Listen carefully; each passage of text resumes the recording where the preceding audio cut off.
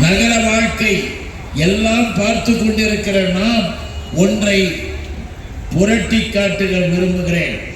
1921 தான் முதலாக இந்தியாவிலேயே பெண்களுக்கு வாக்குரிமை அளித்த மாநிலம் தமிழ்நாடு. பெண்கள் அப்பொழுதுதான் ஓட்டு போடுகின்ற உரிமை பெற்றார்கள். 1921 ஓட்டு போடுகின்ற உரிமையை நீதி கட்சி தருகிறது, திராவிட இயக்கம் தருகிறது. தாய்மார்களே, சகோதரிகளே, இந்த மண்ணிலே எவனவனோ வரலாம், ஓட்டு கேட்டு ஏதோ செய்யலாம். ஆனால் அவைகளெல்லாம் இன்றைக்கும் அல்ல, என்றைக்கும் எடுபடாது. எம்ஜியினுடைய தொடர்ச்சி தான் திராவிட முன்னேற்ற கழகம். அந்த திராவிட முன்னேற்ற கழகத்தின் கொள்கை லட்சியங்களை இன்றைக்கு நம்மை உலகம் முழுவதும் போற்றுகிறார்கள், பாராட்டுகிறார்கள் என்றால் மனிதநேயம் கொண்டதாக நாம் வாழ்கிறோம். மறந்து விடாதீர்கள். வெறும் அரசியல் பேச்சு மட்டும் பேசுவது என்பதல்ல. நாளைக்கும் இந்த கூட்டத்திலே கலந்து கொண்டவர்கள் மறக்க முடியாத அளவிற்கு பதிவாக உங்கள் மூளை திசுக்களிலே ஏற்றிக்கொள்ள வேண்டும். போகின்ற இடங்களிலே பிரச்சாரம் செய்வோம், பார்க்கின்ற இடங்களிலே பேசுவோம், நண்பர்களிடமும் பேசுவோம், சகோதரர்களிடமும் பேசுவோம். மறந்துவிடக் கூடாது. திமுக இருந்தால்தான் தமிழன் தலை நிமிர்ந்து நடப்பான். திமுக இருந்தால்தான் தாய்மார்களுக்கும் சகோதரிகளுக்கும் நல்வாழ்க்கை, எதிர்காலம். திமுக இருந்தால்தான், திமுக ஆட்சியிலே இருந்தால்தான், திராவிட முன்னேற்ற கழகத்தின் மாசில்லா தலைவர் அண்ணன் தளபதி அவர்கள் முதல்வராக இருந்தால்தான் நம்முடைய எதிர்காலம் ஒளிவிட்டு பிரகாசிக்கும். அதை மறந்துவிடக் கூடாது என்பதற்காக சொல்லுகிறேன். அன்றைக்கு ஓட்டுரிமை அளித்தார்களே, எல்லோரும் நினைக்கலாம் ஏதோ பேசுகிறார்கள் என்பதற்காக. நண்பர்களே, சமஸ்கிருதம் தெரிந்தவன் மட்டும்தான் MBBS படிக்க வேண்டும்.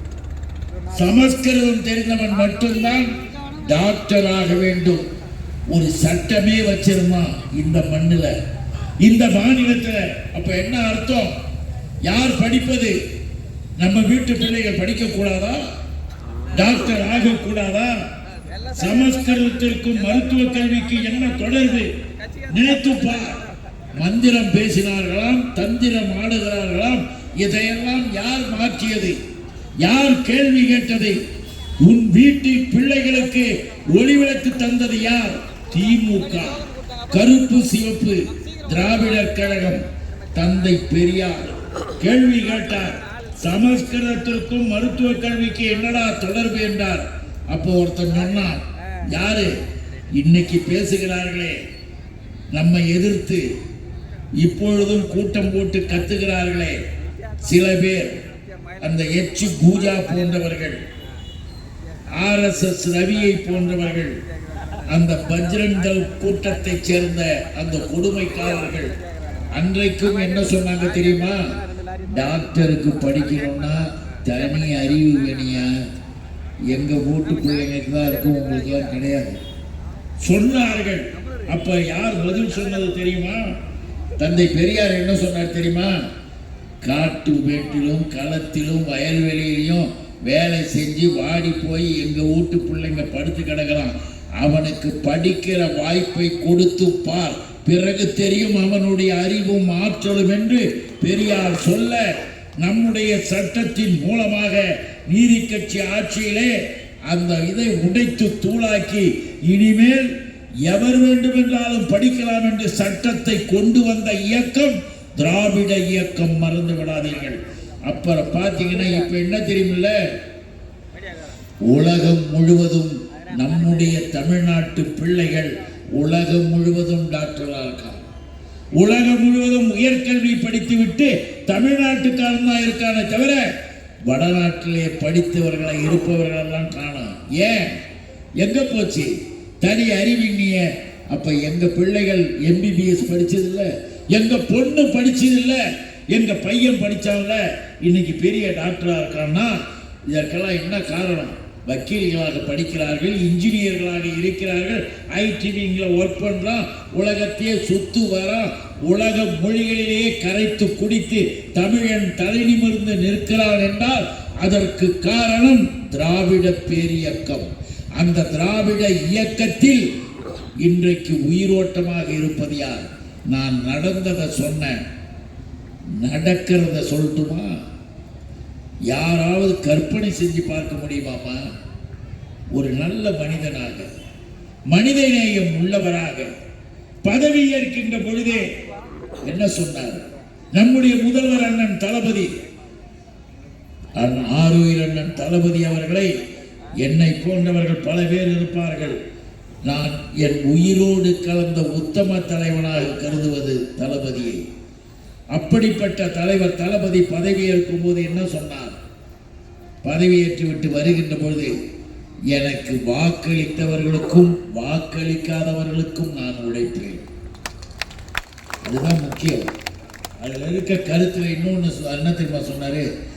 வாக்களித்தவன் மகிழ்ச்சி அடைவதை போல எனக்கு வாக்களிக்காதவன் இவருக்கு போய் ஓட்டு போடாமல் விட்டு விட்டோமே என்று வருத்தப்படக்கூடிய அளவிற்கு நான் என்னுடைய கடமையை செய்வேன் சொன்னது நம்முடைய தலைவர். அதனுடைய நிலை என்ன தெரியுமா? கற்பனை செய்து பார்க்க முடியுமா? கார்ல போறாரு, எத்தனையோ பேர் இருந்தான்.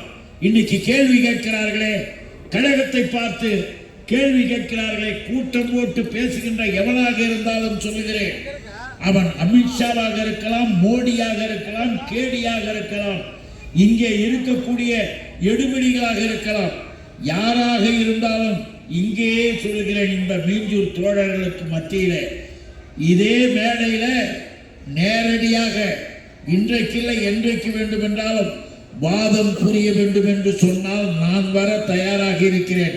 வாதத்திற்கு வருகிறாயா? உன் கட்சியும் உன் ஆட்சியும் உன் கதையும் பேசுவோமா? கூட்டம் போட்டு தளபதியை பற்றி பேசுகிறாயே, இரக்கமாக கொடுமைக்காரராக இருக்கிறீர்களே, அதற்காக சொல்லுகிறேன். அருமை நண்பர்களே, கார்ல போறார். நான் 2 விஷயத்தை சொல்றேன். சினிமா பார்க்கிற டைம், சீரியல் பார்க்கிற டைமா இருக்கலாம், இருந்தாலும் கூட உங்க மன திரையில ஒரு திரையில வைங்க. என்ன தெரியுமா? கார் போய்கிட்டே இருக்கு, பின்னால அதிகாரிகள் கார் போகுது, ஒரு கேட்டு கிட்ட வருது, கார் நிற்குது. கார்ல உட்கார்ந்துக்கிட்டு இருக்கிற முதலமைச்சர் திரும்பி பார்க்கிறார். நல்லா கவனமா கேளுமா. முதலமைச்சர் திரும்பி பார்க்கிறார். ஒரு குடிசை கொஞ்சம் தூரத்துல, அந்த குடிசையிலிருந்து ஒரு பொண்ணு குனிஞ்சு வெளியில வருது. வெளியில வரும்போது இந்த கரத்துல ஒரு பையன், இந்த கரத்துல ஒரு பொண்ணு, பள்ளிக்கூடத்துக்கு பேக்கை போட்டுக்கிட்டு பைய போட்டுக்கிட்டு அந்த பொண்ணு, அம்மா பஸ் வருது, என்னை சீக்கிரம் ஏற்றி விடுமா, எங்க டீச்சர் திட்டுவாங்க, சீக்கிரம் வாமான்னு அது கத்துது. அந்த பையன், அம்மா சீக்கிரமா பஸ் வந்துடுச்சுமா, நான் போகணுமா, பரீட்சை எழுதணுமான்றான். அந்த பொண்ணு அப்படியே பார்த்துட்டு பக்கத்தில் திரும்பி பார்க்குது. அங்கே கேட்டாந்து அவங்க அப்பா மண்வெட்டியை எடுத்து ஒரு வரப்பை கொத்திக்கிட்டு இருக்கிறான். கேட்டீங்களா? அனுப்புமா. அவன் சொல்றான், இன்னைக்கு வேணாமா, நாளைக்கு போட்டு பசங்க, இன்னைக்கு காசு இல்லைன்றான். பஸ் டிக்கெட்டுக்கு தன் பிள்ளையை அனுப்ப பணம் இல்லை என்று அவன் கிடக்கிறான், அவன் அழுகுறான், அந்த பொண்ணு அழுகுது, பசங்க கத்துது. அந்த காரில் போய்கிட்டு இருந்த அந்த முதல்வர் திரும்பி பார்த்தாருன்னு ஒரு அதிகாரி விட்டு, அங்க என்னையா நடக்குது போய் கேளுன்றார். அந்த ஆள் ஓடி அந்த பொண்ணை பார்த்து கேட்டா, எங்க பசங்களுக்கு பஸ்ஸுக்கு போகிறதுக்கு காசு இல்லை, அதனால இன்னைக்கு அனுப்ப முடியாது, அதாங்க அழுகுதுன்னு. இந்த அதிகாரி போய் அவர்கிட்ட சொல்றார். கார் நேரா வருது, வெளியூர்ல நடந்தது இது. மறுநாள் சென்னைக்கு வருது காரு, வந்து கோட்டைக்கு போகிறார் முதல்வர். போன உடனே கூப்பிடுறார், ஒரு சைன் பண்ணி பிரஸ்ஸை கூப்பிட்டு ஒரு அறிவிப்பு தரார். என்ன சொல்றார் தெரியுமா? இனிமேல் தமிழ்நாட்டில் மாணவ மாணவியர்களுக்கு அரசு பஸ்களில் கட்டணம் கிடையாது, இனி இலவசம், போய் படியுங்கள். அந்த குடும்பத்தை நினைச்சு அந்த கண்ணீரை துடைத்த அந்த மாபெரும் மனிதநேய தலைவன் யார் தெரியுமா? முத்தமிழறிஞர் கலைஞர். மறந்து விடாதீர்கள். எல்லோருக்கும் எல்லாமாக, அனைவருக்கும் அனைத்துமாக மனிதநேயம் உள்ளவராக நம்முடைய முத்தமிழறிஞர் கலைஞர் அன்றைக்கு அவர் பார்த்தார். அந்த தாயின் கண்ணீரை துடைத்தார். அந்த பிள்ளைகள் இன்றைக்கு வேகமாக பஸ்ஸுக்கு ஓடும், பரீட்சைகள் எழுதும், பெரிய ஆளாக ஆயிருக்குன்னா அதுக்கு காரணம் யாருன்னு நாம் பார்க்கும்போது அப்படியே அதன் வடிவமாக, அப்படியே அதனுடைய பிரதிபலிப்பாக, நினைத்தே பார்க்க முடியாத ஒரு செயலாக சென்னை கார்ப்பரேஷன் பள்ளிக்கூடத்துள்ள திடீர்னு முதல்வர் போகலை, உள்ளே போய் பார்க்கும்போது 1வது 2வதுன்னு படிக்கிற குழந்தைங்களாம் அங்கே எழுந்து நின்று வணக்கம் சொல்லிச்சில்ல. அப்படியே பார்த்துட்டு ஒரு பொண்ணு கூப்பிட்டு, ஏமா சோகமாக இருக்க?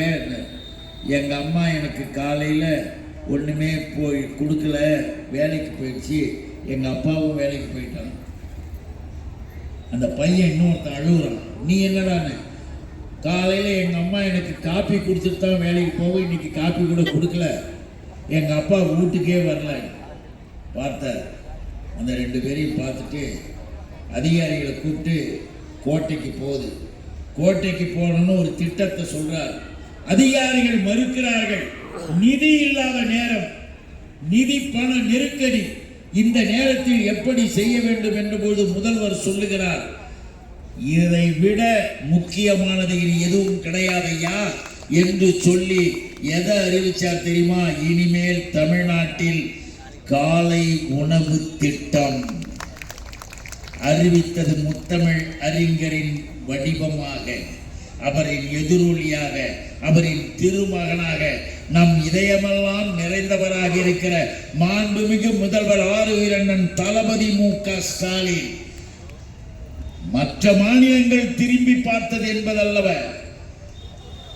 கனடா நாட்டினுடைய பார்லிமெண்ட்ல இந்த ஸ்கீமை ஒருத்தன் பேசுறாரு. பேசும்போது நம்முடைய தளபதியினுடைய பெயரை சொல்லுகிறார். இவர் என்ன ஒரு மாநிலத்தின் முதல்வரா அல்லது ஒரு நாட்டினுடைய பிரைம் மினிஸ்டரா? பிரைம் மினிஸ்டராக இருக்கக்கூடிய தகுதியே இருக்கின்ற அளவிற்கு கனடா நாட்டிலே பேசப்பட்டது. அமெரிக்க ஐக்கிய நாட்டின் ஒரு மாநிலத்திலே தளபதியினுடைய காலை உணவு திட்டம் அமுல்படுத்தப்படுகிறது நண்பர்களே. ஆக இவருடைய திட்டத்தால், அவருடைய திட்டத்தால் பிள்ளைகளினுடைய எதிர்காலம், வளர்ச்சி, இதையெல்லாம் வருகின்ற பொழுது அதிகாரிகள் சொன்னாங்கல்ல, நிதி இல்லாத நேரம். ஏன் நிதி இல்லை? நம்முடைய பணத்தை, நம்மிடம் வசூலிக்கின்ற பணத்தை ஜிஎஸ்டி என்ற பெயரிலே யார் வசூலிக்கிறது? ஜிஎஸ்டி என்ற பெயரில் வரி வசூலிக்கிறது யார்? மாநிலத்தினுடைய வரி வருவாய் அதிகாரத்தை தட்டி பறித்து விட்டு ஒட்டுமொத்தமாக குடிக்கிற டீக்கு போடுறான் வரி, பேனாவுக்கு போடலாம், பேனாவில் ஊத்துற இங்குக்கு கூட வரி உண்டு நண்பா. ஜிஎஸ்டி என்ற பெயரில் வரி கொடுமைகளை போட்டு வசூல் செய்துவிட்டு மாநிலத்திற்கு அந்த பணத்தை தரணும், நம்மளுக்காக இத்தனை % தரணும், அதை தருவதில்லை.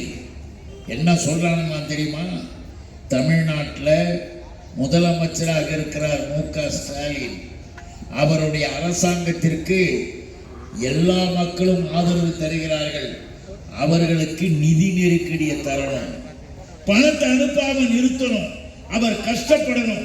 அவர் கஷ்டப்பட்டா என்ன ஆகும்? அவர் சொன்ன திட்டங்கள் நிறுத்தப்படும். திட்டங்களை நிறுத்திவிட்டு தமிழ்நாட்டு மக்கள் கஷ்டப்படணும். கஷ்டப்படுறத பார்த்து வடநாட்டில் இருக்கிற மோடியும் அமித்ஷாவும் சிரிச்சு கொண்டாடுவா, ஓட்டை நீங்க மாத்தி போடுவீங்களா? இந்த திட்டத்தை செய்கின்ற அந்த அயோக்கிய கூட்டம், அந்த வில்லத்தனமான கூட்டத்திற்கு பெயர்தான் பாரதிய ஜனதா என்ற பாசிச கூட்டம். தமிழ் இருக்கக்கூடாது, தமிழன் வாழக்கூடாது, தமிழர்கள் தன்மானத்தோடு இருக்கக்கூடாது என்ற எண்ணத்தை கொண்ட அந்த பாரதிய ஜனதா நிதி நெருக்கடியை எதுக்கு தருது? பெண்களுக்கு, தாய்மார்களுக்கு. நாமெல்லாம் கேட்டோமா? தலைவர்கிட்ட கேட்டோமா? பேருந்துகளிலே, அரசு பேருந்துகளிலே கட்டணம் இல்லை. ஏன் கட்டணம் இல்லை? எத்தனை ஏழை எளிய தாய்மார்கள், நடுத்தர குடும்பத்தை சேர்ந்தவர்கள் வாழ்க்கையிலே எவ்வளவு கஷ்டப்படுறாங்க. வியாபாரத்திற்கு போகின்றவர்கள் கூட முடியாமல் படுத்து கிடக்கிற அந்த சூழ்நிலையிலே அருமை சகோதரிகளே, உங்களுக்கு நன்மை தருவதற்காக பஸ்ல டிக்கெட் கிடையாது, கட்டண சலுகை கொடுத்து அதை கூட சொன்னார், உனக்கு உரிமை என்று சொல்லி உரிமை தொகை கொடுக்கிறார்கள. எங்கேயாவது நினைச்சு பார்த்தோமா? உரிமை தொகை வருதா இல்லையா? இப்ப தாய்மார்கள் சில பேருக்கு பசி எடுக்குதுன்னு கொஞ்சம் பேர் ஏஞ்சி போகலாம், ஆனா அவங்களும் மனசாட்சியோட போகணும். ஒன்னு எழுதி வைத்துக் கொள்ளுங்கள், 1000 ரூபாய் உரிமை தொகை கொடுத்த ஒரே தலைவர் தளபதி மு.க. ஸ்டாலின். அவருக்கு நாம் உதயசூரியனுக்கு வாக்களித்து தொடர வேண்டும் ஆட்சி என்பதிலே மாற்று கருத்து இருக்கக்கூடாது. நீங்கள் வேறு கட்சியாக கூட இருக்கலாம், ஆனால் இந்த திட்டத்தை செய்தவர் யார்? எங்களுடைய தலைவர் அல்லவா? தளபதி அதையும் சொல்லி இருக்கிறார். அம்மா, சில பேருக்கு கிடைக்கவில்லை, எங்களுக்கு இன்னும் வரவில்லை. 1,70,00,000 பேர் இன்றைக்கு 1000 ரூபாய் பெறுகிறார்கள். இன்றைக்கு மேலும் பலருக்கு தேவையாக இருக்கிறது. அப்பதான் சொன்னார், வருகிற 15ஆம் தேதி மீண்டும் விண்ணப்ப படிவங்கள் தரப்படும். விண்ணப்ப படிவங்கள் தரப்படுகின்ற பொழுது சகோதரிகளே, தாய்மார்களே, அன்பிற்குரிய அருமை சகோதரிகளே, அது ஒரு அலுவலகத்தை வைத்து அறிவிப்பு செய்யப்படும். அங்க போய் அந்த ஃபார்மை வாங்கி, அப்ளிகேஷனை வாங்கி, விண்ணப்பத்தை ஃபில்அப் பண்ணி கொடுங்க. கொடுத்தீர்கள் என்றால் உங்களுக்கும் அந்த 1000 வந்து சேரும் என்று நம்முடைய தலைவர் சொல்லியிருக்கிறார். நாம இதெல்லாம் மட்டும் பெருமைப்பட்டுக்கிட்டு போல, நமக்கு தருகிறாரே என்பதனால மட்டுமல்ல, இப்படி ஒரு தலைவர் யாருக்கும் கிடைச்சே இருக்க முடியாதுமா. உண்மையிலேயே நினைத்து நினைத்து பெருமைப்பட வேண்டிய ஒரு தலைவன் தான் நம்முடைய தலைவர். அதனாலதான் அவரை யார் எதிர்க்கிறான்? தமிழை அழிக்க நினைக்கிறானே அவன் எதிர்க்கிறான். தமிழர்கள் வாழக்கூடாது என்கிறானே அவன் எதிர்க்கிறான். அவனுக்கு போய் கைத்தடியாக இருக்கிற எடுபிடிகள் பேசுகின்றன. ஒன்றை புரிந்து கொள்ளுங்கள், தாய் தமிழ் என்பது கிட்டத்தட்ட தமிழ்நாட்டில் மட்டும் 7 கோடி பேரை தாண்டி இருக்கிறோம். நாம 8 கோடி நெருங்குறோம். 8 கோடி. உலக அளவில் எழுதி வைத்துக் கொள்ளுங்கள், 60 நாடுகளுக்கு மேலாக தமிழன் வாழுகிறான். தமிழ் பள்ளிக்கூடங்கள் வந்துவிட்டன. நம்முடைய தலைவர் அண்ணன் தளபதி வந்ததற்கு பிறகு அயல் நாட்டு பல்கலைக்கழகங்களிலே தமிழ் இருக்கைகள் உருவாக்கப்படுகின்றன. இப்படிப்பட்ட தமிழ் ஒரு புறம், உயிரோடும் உணர்வோடும் கலந்த நம் உயிர் மோனிய மொழி, தாய்மொழி தமிழ். அவன் என்ன சொல்றான் தெரியுமா? தமிழுக்கு கேளு, ஓட்டு கேட்டு வந்தாலா கேளு. பாரதிய ஜனதா கொடியை தூக்கி கொண்டு வரவனை நான் கேட்கிறேன், மல்லாந்து படுத்துக்கிட்டு ஏண்டா எச்ச துப்பிக்கிறேன்? இந்த மண்ணில பிறந்த எவனாவது அதை தொடலாமா? அந்த காவி கூட்டத்தில் சேரலாமா? நமக்கு அதுக்கு தொடர்பு சம்பந்தம் எதுவும் கிடையாது. மறந்து விடாதீர்கள். என்ன செய்யறான் தெரியுமா? தமிழுக்கு 24 கோடி ஒதுக்குறான். 24 கோடி ஒரு வருடத்துல, ஒரு ஆண்டு 24 கோடி. 24,000 பேர் மட்டும் பேசுகின்ற 145 கோடி மக்கள் தொகையை கண்ட இந்திய துணைக்கண்டத்தில், 145 கோடி மக்கள் தொகை கொண்ட இந்திய துணைக்கண்டத்தில் வெறும் 24,000 பேர் மட்டும் பேசுகின்ற சமஸ்கிருதத்திற்கு 2,632 கோடியை மோடி தருகிறாரே, அது என்ன நியாயம்? எதுக்காக? யாருக்காக? தமிழுக்கு என்னடா குறை? ஏன் இப்படி செய்கிறாய்? தமிழர்கள் வாழக்கூடாதா? தமிழுக்கு நீ செய்யக்கூடாதா? ஏன் இந்த அநியாயத்தை செய்கிறாய்? அதனால்தான் நம்ம கேட்கிறோம். அப்போ ஒருத்தன் சொல்றான், நல்லா தெரிஞ்சுக்கிங்க, இனிமேலாவது வேகத்தோட கோபத்தோட இருக்கணும். நாமெல்லாம் வெறும் ஓட்டுக்காக மட்டும் நம்ம பேசுறோம் இல்லை, எதிர்கால வாழ்வின் வளத்திற்கும் பேசுறோம். அதை முதல்ல தெரிஞ்சு கொள்ளுங்கள். இவர்களால் தமிழ் மொழி இப்படி அழிக்கப்படுகின்ற நிலையில் தமிழன் நாகரிகத்தை, அதனால்தான் தலைவர் சொன்னாரு, இன்றைய கூட்டம் என்ன? ஒருங்கிணைவோம் தானே இன்றைய கூட்டம். நம்முடைய தமிழ்நாடு எல்லாரும் ஒன்னா வாருங்க, ஒருங்கிணைந்து வாருங்க, அதுதானே இன்றைய கூட்டத்தின் தலைப்பு. அதான் ஒருங்கிணைக்கணும். ஏன் சொன்னார் தெரியுமா? மண் மொழி மானம். மண் மொழி மானம். அதை விட என்னையா வேணும்? நாம வாழறது எதுக்கு வாழறோம்? நம்ம குழந்தைகள், நம்முடைய இனம், நம்முடைய மொழி, எதிர்காலம் நல்லா இருக்கணும் தானே வாழறோம். அதற்காக தானே உழைக்கிறோம். அப்படிப்பட்ட நம்முடைய வாழ்க்கையை ஒருவன் நாசமாக்க துடித்தால் அவனை விடலாமா? அவனை ஆதரிக்கலாமா? ஒண்ணு இல்லமா. நம்முடைய பெருமை இருக்கு, ஒவ்வொருத்தருக்கும் வீடு இருக்கு. குடும்ப பெருமையை நாம் என்ன நினைக்கிறோம்? ஒரு குடும்பத்துக்கு, நம்ம குடும்பத்தில் ஒரு பெருமை இருந்தா அதை பற்றி எவ்வளவு பெருமையா பேசுறோம். அத மாதிரிதான் இந்த இனம். கீழடி என்ற இடம், கீழடி என்ற இடத்தில் போடு உட்காருங்க, கொஞ்ச நேரம் உட்காருங்க. வாழ்கள் குரல் கொடுங்க. அவர் நம் குடும்பத்தில் ஒருவர். மறந்துடாதீங்க, இந்த 108 கொண்டு வந்தது அவர் தானே தவிர வேறு யாரும் இல்லை. எல்லா மாநிலத்திலும் இருக்கான்னு பாருங்க, இருக்காது. பக்கத்துல பாண்டிச்சேரியில கூட 108 கிடையாது. ஆனா தமிழ்நாட்டில் 108 உண்டு. 108 சென்ட்ரல்ல ஓகே பண்ணணும்னா தமிழ்நாட்டுக்கு உடனே வாங்கியது கலைஞர். அந்த 108 தான் போது. நீங்க உட்காருங்க. கீழடி என்ற இடத்துல தோண்டி பார்க்கலாம். தொல்லியல் ஆய்வுல ஒண்ணு கிடைக்குது தெரியுமா? தமிழர்கள் 3500 ஆண்டுகளுக்கு முன்பாக இந்த மண்ணில் நாகரிகத்தோடு வாழ்ந்திருக்கிறார்கள். 3500. அவர்கள் பயன்படுத்திய பொருட்களை எடுத்தான், அவர்கள் கட்டிய வீடுகளை பார்த்தான். அசந்து போனது உலகு. வியந்து போனார்கள். இப்படி ஒரு இனமா, இப்படி ஒரு நாகரிகமா? 3500 ஆண்டுகளுக்கு முன்பாகவே இரும்பை பயன்படுத்தி இருக்கிற ஒரே இனம் தமிழ் இனம். அந்த தமிழ் இனத்தின் வாரிசுகள் நாமெல்லாம். அந்த செய்திய வடநாட்டை சேர்ந்த அமர்நாத் என்பவர் தான் தொல்லியல் ஆய்வாளராக வந்து எடுக்கிறார். கேள்விப்பட்ட உடனே நல்லா தெரிஞ்சுக்கங்க, இந்த பிஜேபி கூட, இந்த காவி கூட்டத்துக்கு கூட, RSS, பஜ்ரங் தள், சங் பரிவார் என்ற அநியாயக்காரரோடு தயவு செய்து போய்விடாதீர்கள். அந்த RSS நாக்பூர் கூட்டம் என்ன பண்ணிச்சு தெரியுமா? வேதகால நாகரிகம் நாங்க 1000 வருடங்களுக்கு முன்பாக, 1500 வருடங்களுக்கு முன்பாக எங்களுக்கு இருக்குது நாகரிகம். அதையும் மிஞ்சி தமிழ இத்தனை 3500 ஆண்டுகளுக்கு கண்டுபிடிச்சிருக்கீங்கன்னா அதை நான் ஒத்துக்க மாட்டேன். இப்ப வெளியிட முடியாத அந்த அதிகாரி, தொல்லியல் அதிகாரி வடநாட்டுக்காரரா இருந்தாலும் நியாயவாதி இல்ல, நான் ஆய்வு செய்து எடுத்தேன்ற உடனே அவரை டிரான்ஸ்பர் பண்றோம். டிரான்ஸ்பர் பண்ணவர் திரும்பி கோர்ட்ல ஆர்டர் வாங்கி திரும்பி அதே கீழடிக்கு வரார். இன்றைக்கு 900 பக்கத்துல ஆய்வறிக்கையை கொடுக்கிறாரு. அதை வெளியிட மறுக்கிறது நரேந்திர மோடி கூட்டம். அப்ப எந்த அளவுக்கு அவன் வெறியா இருக்கான்? இந்த இனத்தினுடைய பெருமையை அழிக்க, மூட, மறைக்க எவ்வளவு வெறியோடு இருக்கிறான். நமக்கு வெறி வேண்டாமா? நாம கோபப்பட வேண்டாமா? நமக்கு அந்த உணர்வு வேண்டாமா? நாமும் யார் என்பதை அவர்களுக்கு காட்டவா? உணர்வு பூர்வமாக புறப்பட்டு வாருங்கள் என்பதற்காகத்தான் இந்த கூட்டம்.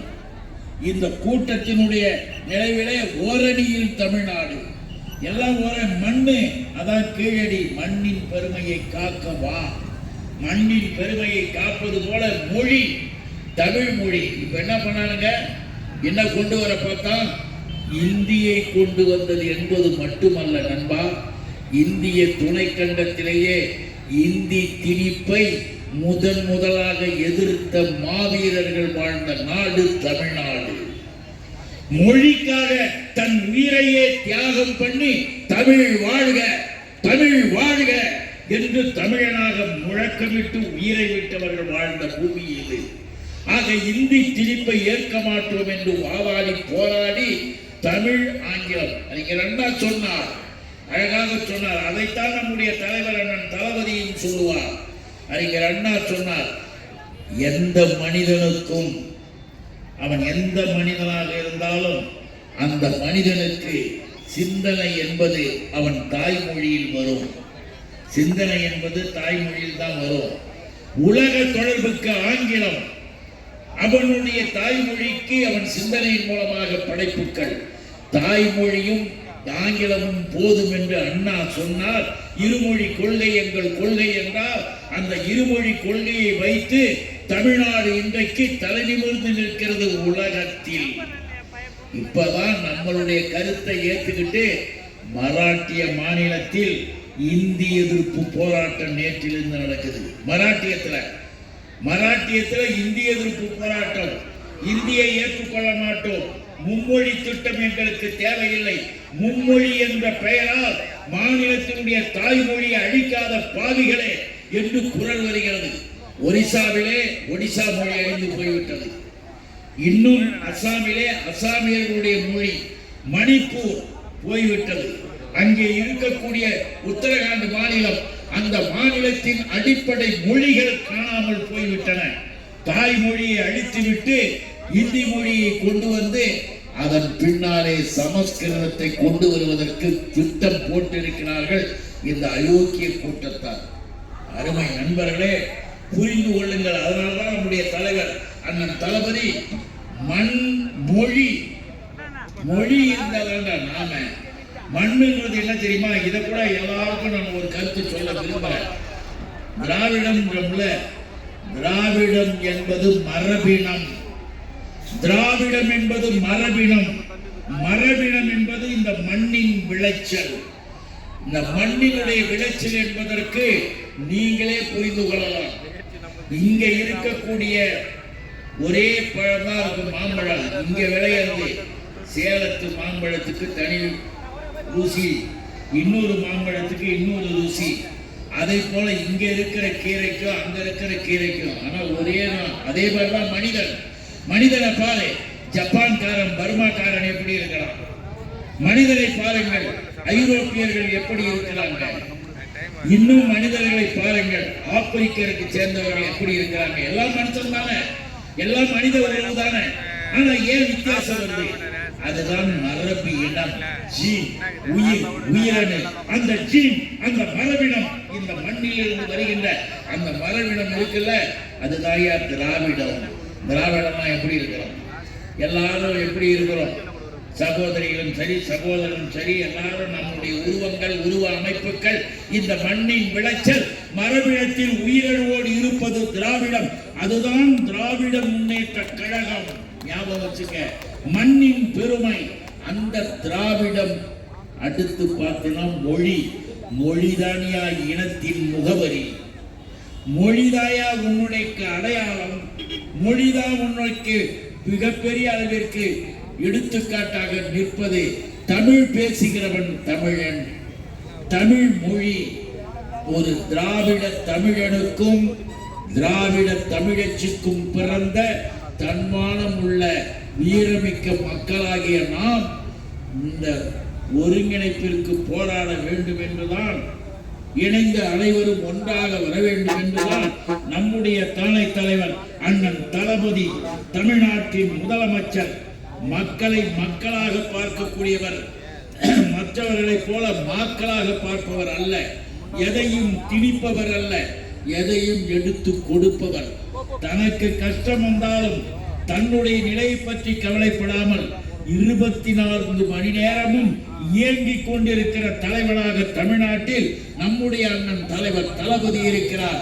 ஆக மண், மொழி, மானம், மானத்தை காக்க புறப்பட்டு வாருங்கள் என்று அவர் குரல் கொடுத்து இன்றைக்கு இந்த ஓரணியில் தமிழ்நாடு நடக்கிறது என்றால் பிடிக்கவில்லை. பலருக்கு குதிக்கிறார்கள். சில பேர் லாக்கப் சாவு நடந்து விட்டதே, அதற்கு என்ன செய்கிறார்? அடுத்த கட்ட நடவடிக்கை, உடனே காவலர்கள் மீது நடவடிக்கை, கைது, நீதிமன்றம் சென்றாகிவிட்டது. அதுதாயா திமுக, அதுதாயா தலைவர் தளபதி மு.க. ஸ்டாலின். ஓ ஆட்சியில தூத்துக்குடியில ஸ்டெர்லைட் ஆலை, யார் தெரியுமா? ஸ்டெர்லைட் ஆலை அம்பானி, அதானி, அந்த கார்பரேட் கம்பெனிகளுக்கு சொந்தமான ஸ்டெர்லைட் ஆலை. அந்த ஸ்டெர்லைட் ஆலையில வருகிற புகை தெரிஞ்சுக்கணும். சும்மா நம்ம பாட்டுக்கு திமுக கூட்டம்னா அண்ணா சொன்ன மாதிரி 4 விஷயங்களை மக்கள் தெரிந்து கொண்டு போகணும். இது திமுக கூட்டத்தில் ஒரு பாடம் நடத்துகிற இடமாகவே நாம சொல்றோம். வெறும் திட்டிவிட்டு போவதற்காக வரல. ஸ்டெர்லைட் ஆலையின் மூலமாக வந்த புகை அங்கிருந்த மக்களுக்கு புற்றுநோயை விளைவித்தது, கேன்சர் கொண்டு வந்தது. எல்லா இடத்திலும் புற்றுநோய் அதிகமாக வந்தது. மக்கள் திரண்டார்கள், ஆலையை மூடு என்றார்கள். நடப்பது அதிமுக ஆட்சி. கையை கட்டி வேடிக்கை பார்த்தது எடப்பாடி. எத்தனை விஷயங்களிலே எடப்பாடி கை கட்டி வேடிக்கை பார்த்தார். அதிமுக காரன் யாராவது இருந்தால் கேட்கிறேன். 3 வேளாண்மை சட்டங்களை கொண்டு வந்த பொழுது அதற்கு கை தட்டி கையெழுத்து போட்ட கயவாளிகள் எத்தனை பேர்? ஒரு வருட காலம் போராடி 600 விவசாயிகளை சுட்டுக் கொன்ற நரேந்திர மோடி கூட்டம் போட்ட ஆட்டம் அந்த விவசாயிகளின் சட்டம் ஏன் போட்டான் தெரியுமா? அதனுடைய கூத்து என்னன்னு தெரியுமா? ஒரே வரியில புரிஞ்சுக்குங்க. ஒண்ணுமில்ல, போடுவது, எடுப்பது, கொடுப்பது. இது நான் வச்ச பேர் அந்த 3 சட்டத்துக்கு. நான் அப்ப டெல்லிக்கும் போயிருந்தோம். என்ன அது போடுவது, எடுப்பது, கொடுப்பது? அதை நம்ம தலைவர் மிக கடுமையாக எதிர்த்தார். நம்முடைய இயக்கம் எதிர்த்தது. நாடாளுமன்றத்தில் திமுக நாடாளுமன்ற மாநிலங்களவை உறுப்பினர்கள் கடுமையாக எதிர்த்து வெளிநடப்பு செய்து போராட்டம் செய்தார்கள். ஆனால் கைத்தட்டி வரவேற்றது அதிமுக எடப்பாடி. பிறனா ஓட்டு கேட்டு வந்துட்டீங்க, உங்களுக்கு அசிங்கமா இல்லை? அது என்ன தெரியுமா? எடுப்பது, கொடுப்பது, தடுப்பதுன்றதெல்லாம் ஒண்ணும் இல்லை. விதைப்பதுதான் போடுறது. போடுவதும் விளைச்சலை பிறகு எடுப்பதும் பிறகு விற்பதுதான் கொடுப்பது. இது நான் வச்ச பேர் தான். எதுக்குன்னு கேட்டீங்கன்னா, போடுவதாக இருந்தாலும், எடுப்பதாக இருந்தாலும், கொடுப்பதாக இருந்தாலும் இந்த பகுதியில இருக்கின்ற 1000 ஏக்கர் என்றால், 100 ஏக்கர் என்றால், 200 ஏக்கர் என்றால் அது இந்த கம்பெனிக்கு உரியது. அந்த கம்பெனியோட போய் நீ கையெழுத்து போன விவசாயி, அவன் சொல்றதான் நீ போடணும், அவன் சொல்ற நேரத்தில் தான் நீ எடுக்கணும், அவங்கிட்ட தான் விற்கணும். கிட்டத்தட்ட உன்னுடைய சொந்த நிலத்தை குத்தகைக்கு எவ்வளோ ஒருத்தனுக்கு விட்டது போல சட்டத்தை 3 சட்டத்தை கொண்டு வந்த அயோக்கிய கூட்டம் நரேந்திர மோடி என்கின்ற கேடி பயல்களின் கூட்டம். இந்த கூட்டத்தின் ஆட்டத்திற்கு ஆடியது எடப்பாடி, எதிர்த்தது திமுக, எதிர்த்தது முத்தமிழறிஞர் கலைஞர், நம்முடைய தலைவர் அண்ணன் தளபதி. மறந்து விடாதீர்கள், அன்னைக்கும் அதுக்கு ஆட்டம் போட்ட. அதை போலதான் நீ ஒன்னாக எதையும் நீ ஏற்றுக்கொள்ளவில்லை. இப்படி குடியுரிமை சட்டம் வந்தது தெரியுங்களா? குடியுரிமை சட்டம் என்ன? குடியுரிமை சட்டம்னா இங்க இருக்கிற மக்களுக்கு அவன் விருப்பப்பட்டபடி, யாரு மோடியோ அமித்ஷாவோ விருப்பப்பட்டபடி எழுதி தருவாங்க. இனிமேல் இந்த இனத்தை சார்ந்தவங்களுக்கு இந்த நாட்டில் இடம் இல்லை. இனிமே வந்தீங்கன்னா இப்படி இல்லை.